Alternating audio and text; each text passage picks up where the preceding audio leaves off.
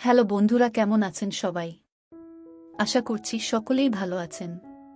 তো বন্ধুরা, আজকে তোমাদের জন্য নিয়ে এলাম খুবই মজাদার একটি ঘটনা। তাই ভিডিওটা শুরু থেকে শেষ অবধি দেখবেন। আশা করছি অনেক মজা পাবেন। এবার আসল ঘটনায় আসা যাক। আমার বাবা মাকে রেখে প্রতি রাতে বাইরে যেত। কিন্তু কেন যে তোমাকে বলতো না? এই জন্য মাকে বাবার সন্দেহ করত। অনেক সময় মাকে ঘরে রেখে বিছানা থেকে উঠে চলে যেত। যখন মা বাবাকে প্রশ্ন করত তুমি কোথায়, যেতেই প্রশ্ন করলেই বাবা মার মধ্যে ঝগড়া শুরু হয়ে যেত।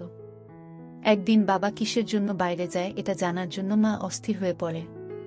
কিন্তু একদিন বাবার বন্ধু মায়ের কাছে সব বলে দেয়, যেটা শুনলে আপনারা দিশেহারা হয়ে যাবেন। তাহলে মূল বিষয়টা বলি। মা যখন বাবাকে ছেড়ে আলাদা হয়ে গেল, আমার বয়স তখন 5 বছর। মা কয়েকদিন খুব বিমর্ষ ছিল। অবশ্যই বয়সের বিমর্ষতা কি জিনিস আমি জানতাম না। কার্টুন, হইচই আর রাতে বাবার গলা জড়িয়ে ধরে গল্প শোনাই ছিল আমার জীবন। দৈনন্দিন জীবনে একটু আলাদা হয়েছিল, কারণ কয়েকদিন যাবৎ মা আমাকে 3 বেলা খাবার খাওয়ার জন্য জোর করছিল না। রাতে ভাতও না খেলে বকা দিচ্ছিল না। আমার এতে সুবিধাই হচ্ছিল। কিন্তু বাবা রাতের গল্প বলছিল না, এসে শুয়ে পড়তো, এটাই আমাকে একটু কষ্ট দিত। এক সন্ধ্যায় মা আমাকে জিজ্ঞেস করল, তুই কাকে বেশি ভালোবাসিস, আমাকে না তোর বাবাকে? শিশু বয়সে এই অদ্ভুত প্রশ্নের উত্তর আমার জানা ছিল না, কারণ ভালোবাসা বোঝার মতো বয়স আমার হয়নি। কিন্তু মা না খাওয়াই দিলে আমি খাই না। রাতে বাবাকে না দেখলে আমার ঘুম হয় না। এসব ব্যাপার আমি বুঝি। সেই রাতে মা বাবাকে বলল, তোমার সাথে আমাদের আর থাকা সম্ভব না, কাল সকাল হলে আমি আমার ছেলেকে নিয়েই বাড়ি ছেড়ে চলে যাব। বাবা অবাক হয়ে জিজ্ঞেস করলেন, কই যাবে তুমি? জায়গা আছে তোমার যাবার কথা। আর নিজে যাবে, ইমরানকে নিয়ে যাবে। মা ম্লান হেসে বলল, মিজান, তুমি বোধহয় ভুলে গেছ আমার নিজের একটা অনার্স ডিগ্রি আছে। আর এই শহরে আমি বড় হয়েছি, আমার জায়গা নিয়ে তোমাকে ভাবতে হবে না। দেখো আনোয়ারা, তুমি কি বেশি বাড়াবাড়ি করছো না? মানুষের জীবনে সমস্যা হয়, সমাধানও হয়।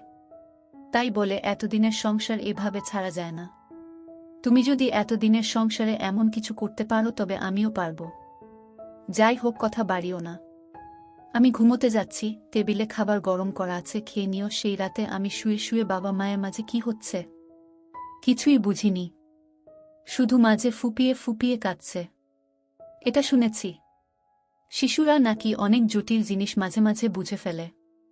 সেই রাতে 5 বছরের আমিও কিভাবে জানি বুঝে ফেললাম। আমাদের 3 জনের ছোট্ট এই ঘরটা আর আগের মতো নেই, কোথাও গোলমাল, বর্ষ একটা গোলমাল হয়েছে। পরদিন সকালে মা আমাকে নিয়ে বের হয়ে এল বাসা থেকে। একদিনেই বাসায় মা এসেছিল হয়ে একটা মাত্র শাড়ি পরে। আজ যে বাসা থেকে মা বের হয়ে গেল গায়ের একমাত্র শাড়িটা জড়িয়ে। আসার সময় আমি বাবার কাছে গেলাম। বাবা বারান্দায় বসেছিল, চোখ লাল, গালে খোঁচা খোঁচা দাড়ি, চেহারা কেমন দিশেহারা ভাব। আমার কান্না পেল, ভয়ানক কান্না। বাবা আমাকে জড়িয়ে ধরে বলল, ভালো থাকিস রে, বাবা মাকে দেখে রাখিস। বাবা ছিল মফস্বলের ছেলে। কলেজ শেষ করে ঢাকায় এসে ঢাকা বিশ্ববিদ্যালয়ে ইকোনমিক্সে ভর্তি হয়। মা ও ঢাকা ভার্সিটিতে পড়ত।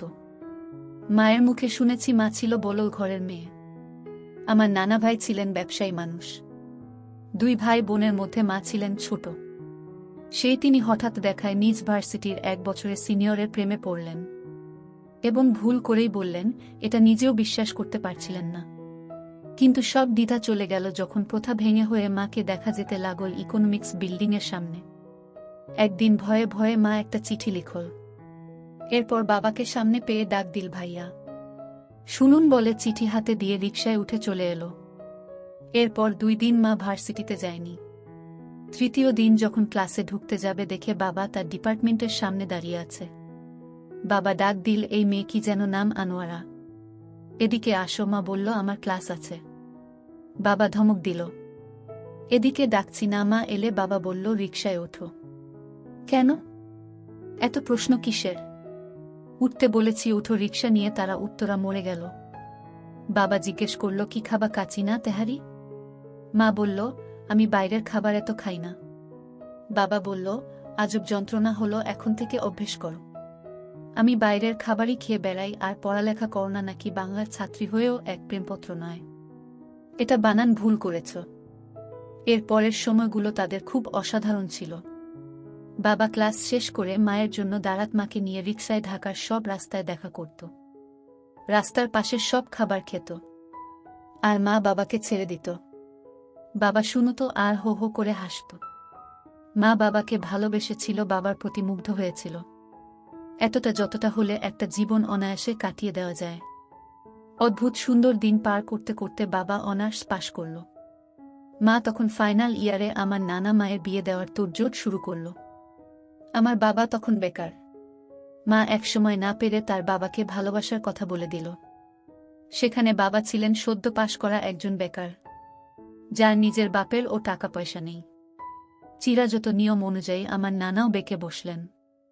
আমার নানাদের পরিবারের মানুষ জিতবোধ হয় খুব বেশি। না না কোনোভাবেই বাবাকে মানবেন না। মাও কোনোভাবেই বাবাকে ছাড়া কাউকে মানবেন না। এই না মানা মনের ভেতরে আমার মা একদিন আমার বাবার সাথে বাসা থেকে চলে এলেন একটা শাড়ি পরে। আমার মা আমার বাবাকে, বাবার তখন আসলে দুঃসময় যাচ্ছে, চাকরির জন্য হন্যে হয়ে ঘুরছেন ঢাকা শহরে, টিকে আছেন 2 টিউশনের উপর ভর করে, বাসা থেকে টাকা চাইতে লজ্জা পান। আমার মা চুপচাপ বসে আছেন। আমার শক্ত সামর্থ্য বাবা জীবনে এই প্রথম কাঁদলেন আমার মায়ের সামনে। তিনি কাঁদলেন মাকে একটা শাড়ি দিতে পারেননি তাই। তিনি কাঁদলেন মাকে নিয়ে এমন চিলেকোঠায় কাটাচ্ছেন তাই। আমার মা শক্ত করে বাবাকে বললেন, মিজান, সারা জীবন আমি তোমারই থাকব, শুধু তুমি এমন থেকো। বিয়ের পর মা এক অন্য জগতে এসে পড়লেন, কিন্তু সামলে নিলেন খুব চমৎকারভাবে। বাবা ছোট একটা চাকরি জোগাড় করে ফেললেন। সারাদিন অফিসের খাটাখাটনি করে সে দিন শেষে মায়ের সাথে খেতে বসতেন। সারাদিনের সব জমানো কথা আমাকে বলতো বাবা। মা সেই মুগ্ধতা নিয়ে বাবার কথা শুনত। সংসারের অভাব ছিল অনেক কিছুর, ভালোবাসার অভাব ছিল না। মা ভাবত এমন একটা জীবন সে চেয়েছে চিরদিন। আর বাবা মায়ের মতো কাউকে পেলে অবশ্যই ভাগ্যবান ছিল। সময় আঘাতে থাকল, অবস্থার পরিবর্তন হতে থাকল। গল্প উপন্যাসের মতো একদিনে কোটিপতি হয়ে যাওয়া নয়, তবে বাবা খুব ভালো একটা চাকরি পেল, সম্মান আর টাকা দুটোই ছিল। এর মাঝে এত বছরের ভালোবাসার চিহ্ন হিসেবে আমি এলাম পৃথিবীতে। আমি বলেছিলাম ভালোবাসার অভাব আমাদের পরিবারের ছিল না। বাবা কোনোদিন আমার আর মায়ের প্রতি একটু অবহেলা করতেন না। কিন্তু কথায় আছে, কোনো কিছুর অভাব না থাকাটা একটা বড় অভাব। কোনো এক দিয়ে আমাদের সংসার বোধ হয় সেই অভাবটুকু হানা দিল। সবকিছু খুব ভালো ছিল, কিন্তু কেন যেন আগে থেকে কিছু একটা বলেছিল। বাবা ব্যস্ত হয়েছিল অনেক রাতে, হয়তো আসতে কোনোদিন এত দেরি হতো। যে মা ঘুমিয়ে যেত, আমার মা সব ছেলে বাবার সাথে এসেছিল, সে বাবার কাছে কিছু চায়নি, শুধু চেয়েছিল বাবা তাকে সারা জীবন সেই প্রথম দিনের মতো মুগ্ধ করে যায়। আমার বাবা প্রতিজ্ঞা করেছিল মাকে কোনো দিন কোনো কিছুর অভাব বুঝতে দেবে না। সেই প্রতিজ্ঞা রক্ষা করতে গিয়ে সেটা থেকেই দূরে চলে গেল, যার জন্য আমার মা সব থেকে কষ্ট পেয়েছিল। মায়ের তবু অভিযোগ ছিল না, কারণ আমার বাবা আমার ভালোবাসার কমতি ছিল না। মানুষের মন হল জগতের বিচিত্রতম জিনিস।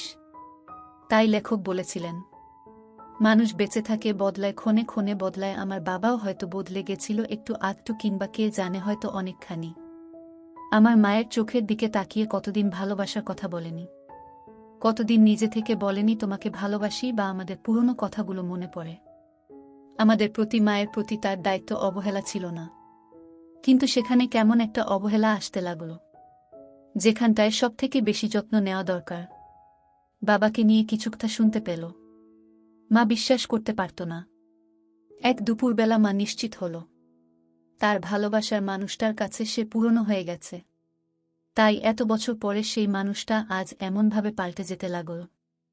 মা বাবাকে এরকম সন্দেহ করতে, কিন্তু সত্যিই কি তাই?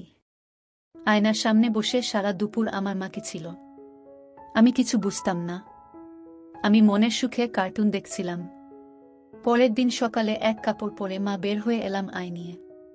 সেই ঘর থেকে যে ঘরে ভালোবাসার অধিকার নিয়ে সব ছেলে মা এসেছিল, যে ঘরের প্রতিটা কোণে তার মমতার ছাপ মিশে রয়েছে।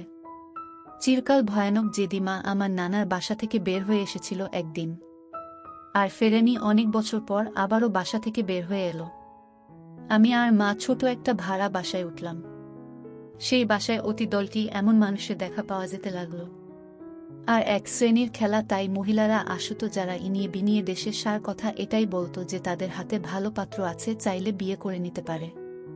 আমার মা চুপচাপ শুনত, কারণ সে জানে এই বঙ্গদেশে মেয়েদের এমন অবস্থাতে পড়তে হয়। ঢাকা বিশ্ববিদ্যালয় থেকে বাংলায় অনার্স করা আমার মা চাকরি খোঁজেননি কখনো। তার সবটা জুড়ে ছিল তার সংসার। এখন সেই সংসারকে আদায় নিতে একটা চাকরি জোগাড় করলেন, বেসরকারি কলেজের শিক্ষক। আমাদের দিন ভালো যাচ্ছিল না, আগের মতো আমাকে অতি জোর করে না কিছুতে। অনেক বেশি চুপচাপ হয়ে গেছেন। আমি মিস করি সেই রাগী এবং মমতাময়ী মাকে। আমি রাতে ঘুমোবার সময় মিস করি সেই বাটার রাতে গল্প করা মানুষটাকে। এভাবে মাস খানেক যাবার পর এক বিকেলে অবাক করা এক জিনিস দেখলাম। আমাদের বাসার সামনে আমার বাবা দাঁড়িয়ে আছেন, কিন্তু আমার রাজপুত্রের মতো বাবাকে চেনা যায় না। গাল ভেঙে গেছে, ক্লান্ত শ্রান্ত দেখাচ্ছে, যেন কতকাল ঘুমায় না। আমি দৌড়ে গিয়ে বাবার কাছে গেলাম। বাবা 2 হাতে খেলনা আর অনেক খাবার এনেছিল। সেগুলো ফেলে দিয়ে হাউমাউ করে আমাকে জড়িয়ে ধরে কাঁদতে লাগল। চেয়ারে চুপচাপ বাবা বসে আছে, আমাদের নতুন বাসায়। মা আমাকে অন্য ঘরে যেতে বলল। আমি পর্দার আড়ালে গিয়ে দাঁড়ালাম।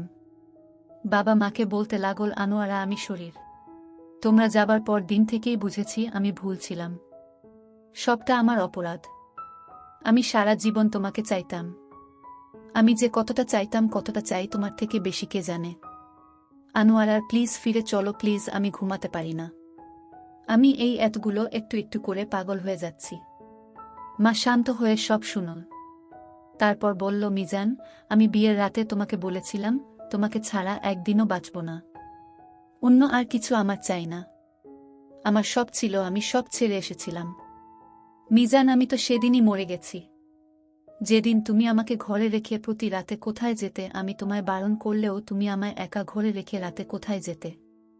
আমি তোমাকে জিজ্ঞেস করেছিলাম, এত রাতে কোথায় যাও? তুমি আমাকে তার কোনো উত্তর তুমি দিতে না। মিজান, আমি যাব না, আমি কখনই যাব না। এবং আমি চাই তুমি ভালো থাকো, কিন্তু আমাকে জড়িও না। বাবা আস্তে আস্তে বের হয়ে গেল। যাবার আগে বলল, আনোয়ারা, আমি অপেক্ষায় থাকব। আর যদি তুমি ডিভোর্স চাও, কাগজ পাঠিয়েও আমি মুক্ত করে দেব। বন্ধুরা, আজকের ভিডিওতে এখানেই শেষ করলাম। অনেক কষ্ট করে ভিডিওটি আপনাদের জন্য বানিয়েছি।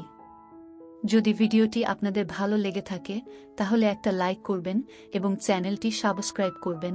এই আশা ব্যক্ত রেখে আপনাদের কাছ থেকে বিদায় নিচ্ছি আমি, কবিতা। দেখা হবে আগামীকালের নতুন কোনো ভিডিওতে। সে পর্যন্ত সবাই ভালো থাকুন, সুস্থ থাকুন। ধন্যবাদ।